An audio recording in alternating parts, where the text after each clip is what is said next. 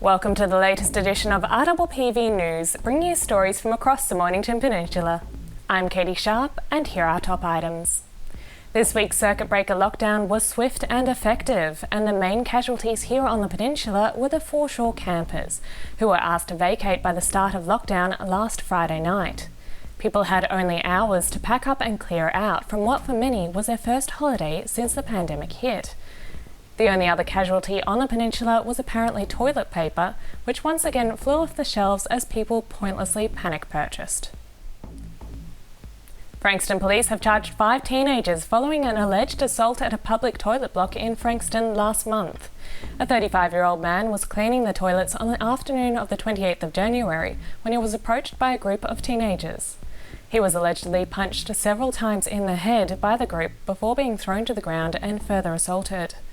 When the victim's wife, who was present, called 000, the teens fled. This week, Frankston police arrested and charged 5 teenagers over the incident. A 13-year-old Elwood boy has been remanded in custody, while a 14-year-old and 3 16-year-old males, including 2 from Frankston, were charged with multiple counts of assault and criminal damage. An interview with 3AW has led to much confusion and misinformation over the past week. At the last Mornington Peninsula Shire Council meeting, a notice of motion about prioritising First Peoples language place names was discussed and debated. The motion was defeated when Mayor Councillor Despy O'Connor pointed out this action was already part of the Shire's Reconciliation Action Plan, so was unnecessary. However, this led some media outlets to misreport that the Shire had decided against using First Peoples language for naming or dual naming on the peninsula. The Council released a statement reconfirming its commitment to reconciliation, including celebrating our Aboriginal heritage and culture wherever possible. They are working in consultation with our traditional owners and the wider community to investigate Bunurong, Bunurong language names and dual place names for the Shire. Peninsula Film Festival is back for 2021 in COVID-friendly style. The festival will run over the long weekend from the 5th to the 7th of March, with the Short Film Festival held outdoors at the Dramana Drive-In on the Saturday. All finalist films will be screened on the night. They haven't been classified, so are recommended for viewers aged 15 and over. The films will be judged by a panel of celebrity judges and awarded prizes in categories including Best Animation, Best Documentary, Best International and the Woodley School Emerging Filmmaker Award. Tickets are only $40 per car. Other events include an Oz Indie Film Showcase and Filmmakers Workshop. Go to the Peninsula Film Festival website for details and tickets. After a summer of pedestrian freedom, all of Main Street Mornington was reopened to cars this week. Part of Main Street was closed to traffic last year to enable visitors to walk and dine safely in a pandemic world, with tables and chairs placed on the street. The Shire has had very positive feedback from members of the public, but will carry out further consultation with stakeholders, including local businesses, before deciding what will be done with the strip next summer.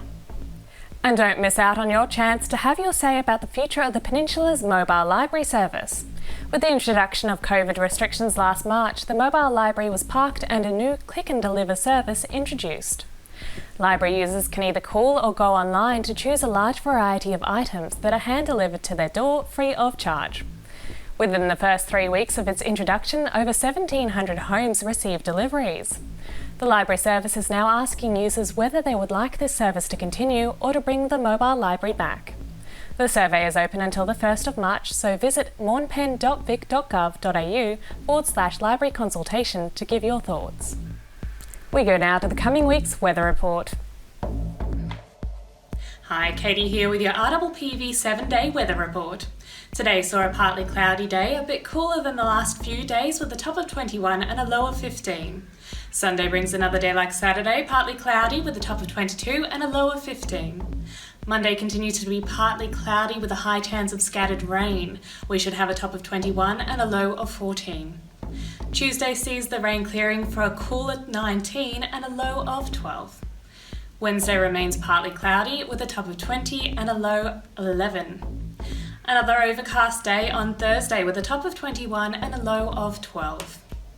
And finally, Friday remains overcast with a top of 22 and a low of 13. Well, that's all for this week. Now back to the studio. And now to our surfing guru, Muzz with the Surf Report. Morning guys, it's Muzz here with this week's Mornington Peninsula Surf Report. Last day we have to wear these all the time.